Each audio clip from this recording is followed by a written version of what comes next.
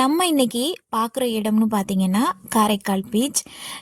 இங்கே வந்து நாங்கள் எப்பெல்லாம் ஊருக்கு வர்றோமோ, அ கொல்லுமாங்குடி தான் வந்து இவங்களுடைய ஊர். நாங்கள் எப்பெல்லாம் இங்கே வர்றோமோ, அப்போ வந்து இங்கே வரணுங்கிறது தான் என்னுடைய ஆசை. ஏன்னா ரொம்ப தூரம் ட்ராவல் கிடையாது, கொஞ்சம் தூரம். இப்போ நான் அம்மா வீட்டிலலாம் பார்த்தீங்கன்னா கிடையாது. நான் வந்து உண்மையிலே சொல்கிறேன், கல்யாணத்துக்கு முன்னாடி நான் பீச்சுக்கெல்லாம் போனதே கிடையாது. கல்யாணத்துக்கு அப்புறம் தான் இங்கே தான். ஏன்னா நான் வந்து படித்தது எல்லாமே வந்து காரைக்குடி தான், அந்த ஏரியாக்குள்ளே தான். அதை விட்டு நான் வெளியில் போனதெல்லாம் கிடையாது. இப்போ அக்கா தங்கச்சி எல்லாம் பார்த்தீங்கன்னா சென்னையில் இருந்தாங்க. அவங்கெல்லாம் வந்து அந்த இடத்துக்கெல்லாம் போயிருப்பாங்க. நான் வந்து அப்படி வளரலை, அம்மாக்கிட்டே தான் என்னை வச்சுருந்தாங்க. அப்படி இருக்கும்போது இந்த இடம் இங்கே வரும்போது இங்கே வரணும்னு எனக்கு ரொம்ப ஆசை. ஆனால் ரொம்ப வந்து கூட்டிகிட்டு வர மாட்டேன். அவங்களுக்கு நாள் இருக்காது. அவங்க ஒரு நாள் லீவில் தான் வருவாங்க, வந்து கொண்டாந்து விட்டுட்டு போயிடுவாங்க. அந்த மாதிரி தான் இருப்பாங்க. இப்போ தம்பி என்ன பண்ணிடுறான் அப்படின்னா, விட மாட்டேங்கிறான். அவன் பிடிச்சிக்கின்றான், அவன் கொண்டு போய் காட்டியே ஆங்க அப்படின்ட்டு. இப்போல்லாம் தம்பி சஷ்டியை வச்சு தான் வந்து நான் வந்து இந்த இடத்துக்கு வர்றது.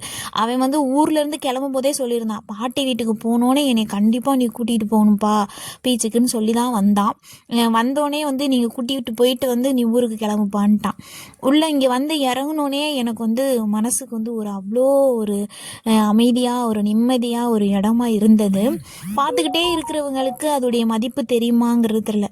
நம்ம எப்போவாவது பார்க்குறோம் பாருங்கள், அதோடைய அழகு, அந்த கடலுடைய அழகு, அதில் போடுற அந்த குட்டி குட்டி போட்டு அதெல்லாம் பார்க்கும்போது மனசு ஒரு அமைதியாக இருந்தது. அப்படியே நான் அங்கே வந்தோடனே அவங்க 2 பேரையும் கழட்டி விட்டுட்டேன். அவங்க 2 பேரும் அப்படியே தனியாக நடந்து போங்க அப்படின்ட்டு அவங்க 2 பேரும் கிளம்ப ஆரம்பிச்சிட்டாங்க. நான் தனியாக அப்படியே நடந்து அமைதியாக நடந்து வந்துக்கிட்டு இருந்தேன். இறங்கினோடனே சொல்லிட்டாங்க, இனி உங்கள் அம்மாவை நம்ம பிடிக்க முடியாதுடா, அவங்க அம்மாவை விட்டுருன்ட்டு அவங்க 2 பேரும் தனியாக போயிட்டாங்க. நான் அப்படியே ஓரமாக அப்படியே, ஏன்னா நாங்கள் எப்போதும் வந்து சாட்டர்டே சண்டேயில் தான் வருவோம். அப்படிங்கிறபோது இந்த இடம் வந்து ரொம்ப கூட்டமாக இருக்கும். நம்மளால் வந்து அவ்வளோ ஃப்ரீயாக இருக்காது. ஆனால் இந்த தடவை வந்து ரொம்ப ஃப்ரீயாக இருந்தது. மண்டே நாங்கள் வரும்போது, அதனால் ரொம்ப ஃப்ரீயாக இருந்தது. கொஞ்சம் சீக்கிரமாகவும் வந்துட்டோம். இதுக்கு முன்னாடி வந்து இது வந்து எனக்கு மூணாவது டைம் இங்கே வர்றேன்னு நினைக்கிறேன். 2 டைமே பார்த்தீங்கன்னா வந்து நாங்கள் இருட்டில் கொஞ்சம் 5:30 அந்த மாதிரி டைமுக்கு தான் வருவாங்க. ஏன்னா நான் வந்து கொல்லுமாங்குடியிலேருந்து இங்கே வர்றதுக்கு ஒரு 3/4 மணி நேரமாவது ட்ராவல் ஆகும். அப்படிங்கிறபோது கொஞ்சம் இருட்டாகிடுது நாங்கள் வர்றதுக்கு. ஏன்னா இவங்க சீக்கிரம் கூட்டிகிட்டு வர மாட்டாங்க. ஆனால் இந்த தடவை கொஞ்சம் சீக்கிரம் வந்தனாடி நாங்கள் வந்து ஒரு 5:30க்கெல்லாம் இங்கே வந்துட்டோம்னு நினைக்கிறேன். கொஞ்சம் பார்க்குறதுக்கே கொஞ்சம் நல்லா இருந்தது. அங்கங்கே வந்து பசங்க உட்காந்துருக்கிறதும் ஃபோட்டோ எடுக்கிறதும் அதெல்லாம் பார்க்கும்போதும் மனசுக்கு ஒரு அமைதியான ஒரு ஏன்னா இவங்க வந்து ரொம்பலாம் எங்கேயும் கூட்டிகிட்டு போக மாட்டாங்க. கூட்டிகிட்டு போகிற இடம், இவங்களை கட்டாயப்படுத்துகிற இடம்னு நான் பார்த்தீங்கன்னா கோவில் தான். கோவிலை விட்டால் வேறு ஒன்றுமே கிடையாது எனக்கு. வெளியில் ரொம்பலாம் எங்கேயுமே கூட்டிகிட்டு போக மாட்டாங்க. அவங்களுடைய வேலையும் அப்படி தான், அதனால் அவங்களே நான் குறை சொல்ல முடியாது. இந்த மாதிரி இடமெல்லாம் வந்து நம்மளுக்கு வந்து ஒரு பெரிய இடமா மாதிரி தான் எனக்கு தெரியுது. அதாவது வாழ்க்கையிலே வந்து நம்மளுக்கு கிடைச்ச ஒரு பெரிய பொக்கிஷமான டே அப்படின்னு தான் நினப்பேன். போய் இறங்கினோன்னு பார்த்தீங்கன்னா குட்டி பசங்களாம் அவ்வளோ அழகாக விளாண்டாங்க. முதல்லாம் வந்து இந்த மேலே வந்து ஏறுற மாதிரி இருந்தது, இந்த பாறை மேலே ஏறி நம்ம மேலே போகிற மாதிரி. ஆனால் இப்போ வந்து அலௌடு கொடுக்கல, அவங்க க்ளோஸ் பண்ணி வச்சுருக்காங்க.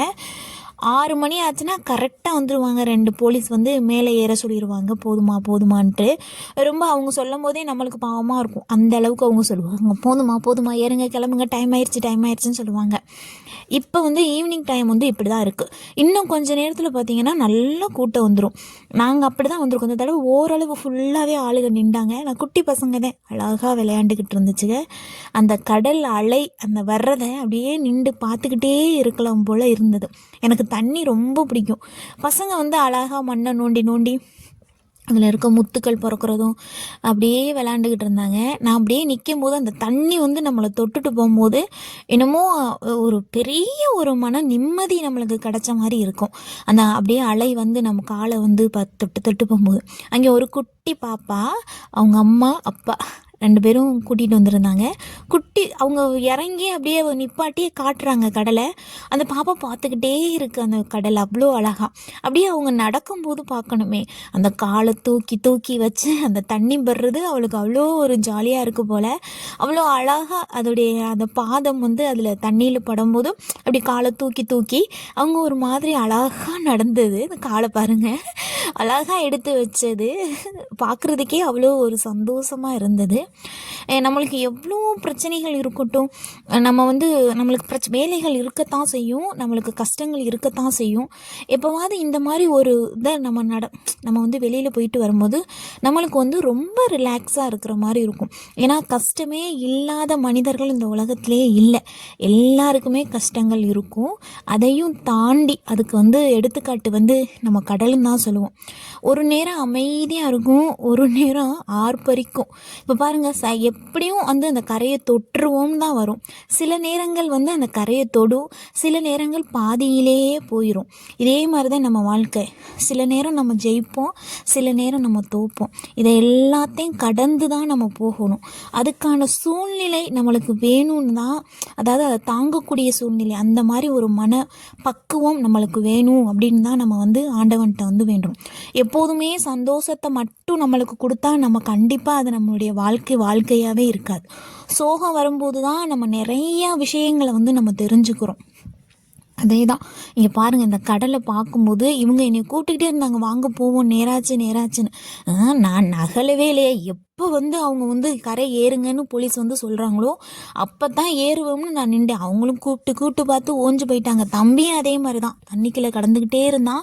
சஷ்டி ஏறவே இல்லை. அவன் படுத்து தண்ணியில் பிறண்டு உருண்டு அவன் சொல்லிட்டான், வீட்டை விட்டு கிளம்பும் போதே, அம்மா நீ இன்னொரு ட்ரெஸ் எனக்கு எடுத்துக்கிட்டு வந்துடுமா அப்படின்னு சொல்லிட்டான். நான் எக்ஸ்ட்ரா ஒரு ட்ரெஸ் எடுத்துக்கிட்டு தான் வந்தேன். இங்கே பார்த்தீங்கன்னா 6 மணி ஆகிட்டு க்ளோஸ் பண்ணுற டைம் ஆயிடுச்சு. அதுக்கப்புறம் தான் வந்தோம். அப்படியே வந்து உள்ளே பார்க்குக்குள்ளெல்லாம் போகலை, லேட் ஆகிரும்ன்ட்டு எங்களை கூட்டியாந்து வீட்டில் விட்டுட்டு அவங்க ஊருக்கு கிளம்பணும். அதுக்காக வந்து லைட் ஹவுஸ் மட்டும் அதை மட்டும் பார்த்துட்டு அப்படியே வெளியில் பார்க்கு, இதாண்டா பார்க்கு தம்பி அப்படின்ட்டு அவன் உள்ளே போகணும்னு நின்றான். கூட்டிகிட்டு வந்துட்டு